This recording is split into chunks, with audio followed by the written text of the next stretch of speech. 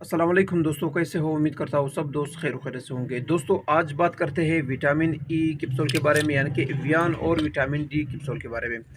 जिस्म के लिए कौन सा विटामिन ज़रूरी है, विटामिन ई या विटामिन डी? मुकम्मल तफसील के साथ बात करते हैं इसी मुख्तसर वीडियो में।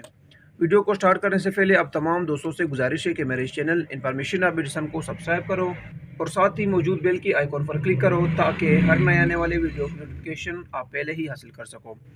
दोस्तों, मुख्तसर वीडियो स्किप नहीं करो, इन तक लाजमी देखो। ये विटामिन डी कैप्सूल है और ये है एवियन यानी कि विटामिन ई।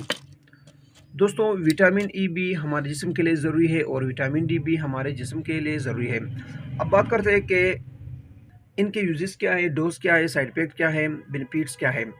मुकम्मल तफसील के साथ बात करते हैं। दोस्तों, विटामिन डी जो है, सबसे पहले इस पर बात करते हैं। विटामिन डी जो कि हमारे जिस्म के बोन्स है, उनकी वीकनेस के लिए बहुत ही ज़रूरी है। यानी कि अगर हड्डियों में विटामिन डी की कमी हो तो अक्सर पेशेंट माजूर हो जाते हैं, हड्डियों में दर्द पैदा हो जाते हैं और वो चलने फिरने के काबिल नहीं होते हैं। तो विटामिन डी जो है हमारे जिस्म के लिए बहुत ही बेनिफिट यानी कि बहुत ही मुफीद फ़ायदेमंद है। अगर जिसमें विटामिन डी नहीं हो यानी कि हड्डियों में विटामिन डी की कमी हो, देन हड्डियाँ बहुत ही कमज़ोर हो जाते हैं।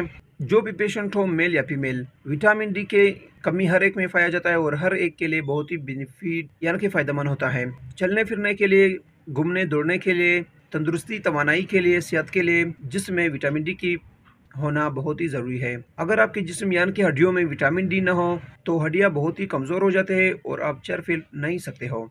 दोस्तों, विटामिन ई पर भी बात करते हैं, अब इसके डोज पर बात करते हैं और साइड इफ़ेक्ट पर बात करते हैं।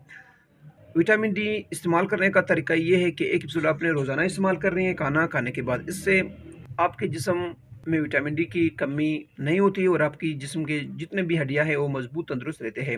इस्तेमाल करने का तरीका ये है कि एक टेबलेट यानी कि एक कैप्सूल आपने दिन में इस्तेमाल करनी है या रात को।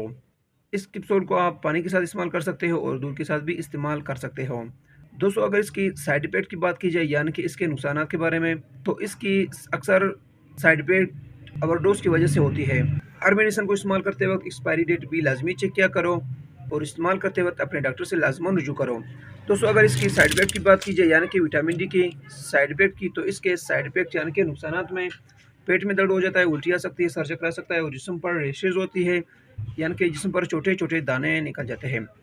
दोस्तों, अब बात करते हैं विटामिन ई यानी कि एवियन कैप्सूल के बारे में। दोस्तों, एवियन हमारे जिस्म के लिए बहुत ही ज़रूरी है।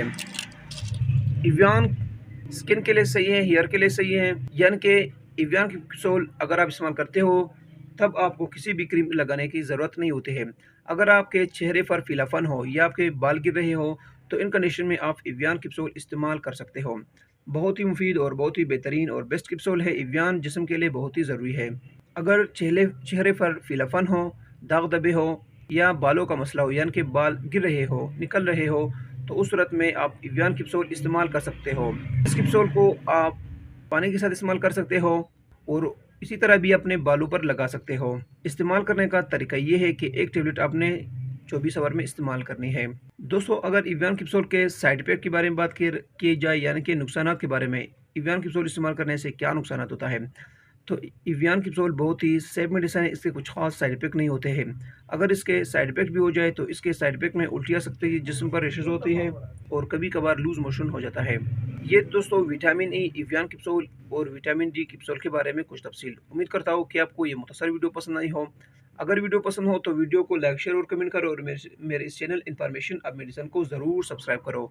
मिलते हैं नेक्स्ट वीडियो में, तब तक के लिए इजाज़त हो। अल्लाह हाफ़िज़।